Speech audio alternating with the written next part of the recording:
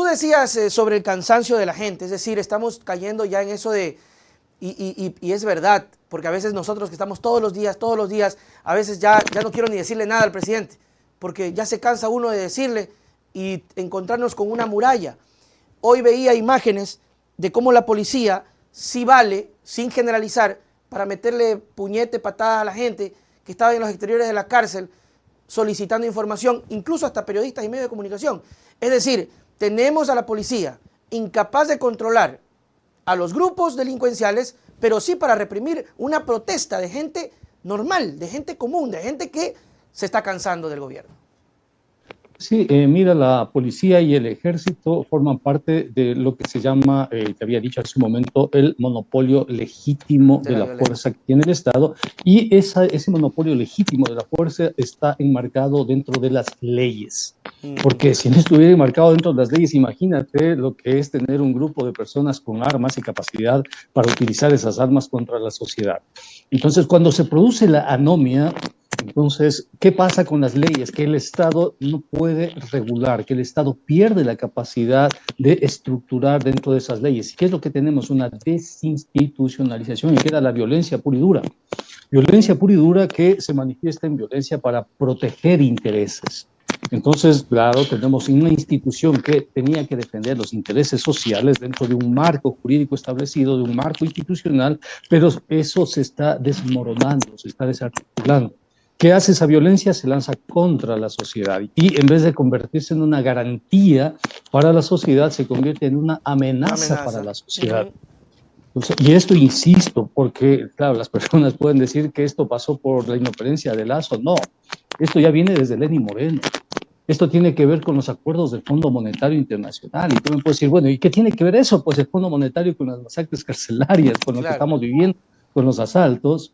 Y tiene que ver porque es el Fondo Monetario el que le exige al gobierno la desarticulación del Estado. El Fondo Monetario es el que lleva adelante la austeridad y el Estado mínimo. Te pongo de ejemplo. Dale. El presupuesto para rehabilitación fue reducido en 5 veces. 5 de veces. Más de 300 millones a 60 millones.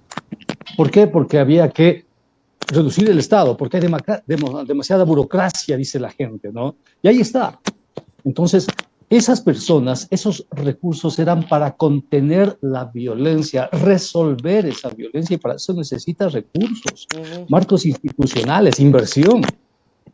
Ahí puedes resolver la violencia, ahí puedes contener esa violencia. Pero si te dedicas a desarticular el Estado, a desarticular políticas públicas porque te pide el Fondo Monetario, y te dedicas a eso porque quieres mantener la cotización de los bonos de la deuda, que para ti son más importantes y no te importa la sociedad, entonces es obvio que esa sociedad se va a cansar y que esa sociedad te va a exigir, ¿no? Y que las fuerzas represivas, en vez de proteger a la sociedad dentro de los marcos institucionales, se conviertan en una amenaza para la sociedad. Pablo, y eso es lo que estamos viviendo en este momento. Sí, totalmente de acuerdo, y de hecho me gustaría también tu criterio acerca de las declaraciones de Arosemena cuando sale muy emocionado y contento y feliz de cumplir al FMI, que va anclado a lo que tú decías. Pero quiero insistir con el tema del cansancio. ¿Sabes lo que me preocupa, Pablo? Y aquí quiero tu criterio. El cansancio ciudadano está desembocando, debería desembocar en un cansancio de, ok, ya, Lazo no hace nada, ya no le digo nada. O un cansancio de, basta, vamos a salir a las calles a reclamar. Hay estallidos, ahí por ahí salió la Federación de Transportistas, ya no a pedir el tema del subsidio, sino a pedir el tema de la seguridad, porque están matando a los transportistas. Ya hay algunos sectores que están reclamando. Entonces, este cansancio, según tu criterio, está desembocando en que la gente diga, bueno, ya no le digo nada a Guillermo, que siga nomás, o vamos a salir a las calles. Mira, Nelson, ya salimos a las calles. Sí. 18 días salimos a las calles. Sí, es verdad. Hubieron ecuatorianos muertos por la violencia. Fíjate, la violencia que tenía que proteger a los ciudadanos que ejercían el derecho legítimo, la resistencia, y le decían al presidente, oye, no puedes desarticular el Estado, ubícate. O sea, tenemos que defender el Estado, tenemos que defender las políticas públicas, y el ejército y la policía tenían que garantizar la Constitución y la ley. Ellos se deben al Estado, no se deben a un presidente, no se deben a un grupo económico, ellos se deben a la sociedad.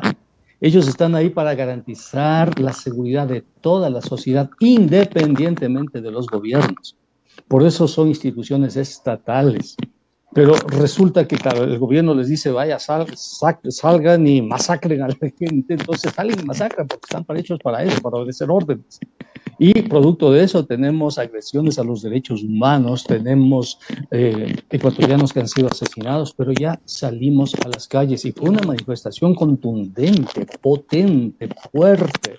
¿Por qué crees ahora que pagamos 2.40 el precio de la gasolina? Claro. Si no hubiese habido esa manifestación, estaríamos pagando 3.50 el precio de la gasolina en este momento. Y la canasta básica que ahora compramos, no con una determinada cantidad de dinero, costaría el doble o el triple. ¿No? La única ciudad donde no se produjeron manifestaciones importantes fue Guayaquil. El resto del país se incendió. Así es. El resto del país se incendió. Entonces, y gracias a eso pudimos controlar la inflación. Gracias a eso pudimos controlar la capacidad adquisitiva de los trabajadores. Entonces, ya hemos salido. Y es cierto lo que tú dices, hay cansancio, hay indignación también. Claro. El cansancio tiene que transformarse en indignación. Y la indignación es uno de los motores que mueven la historia, si tú quieres, para producir cambios en la historia, ¿no? Esperemos que Guayaquil ahora también adopte el rol que tenía hace algunos años. Guayaquil era el centro de la resistencia social, de la conciencia social. Los mejores y más valiosos intelectuales del país eran de Guayaquil. Acuérdate del Grupo de los Cinco.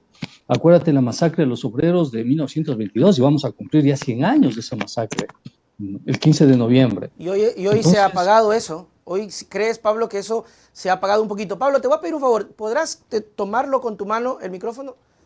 Perfecto, perfecto, ahí está. Porque ya ahí lo solucionamos.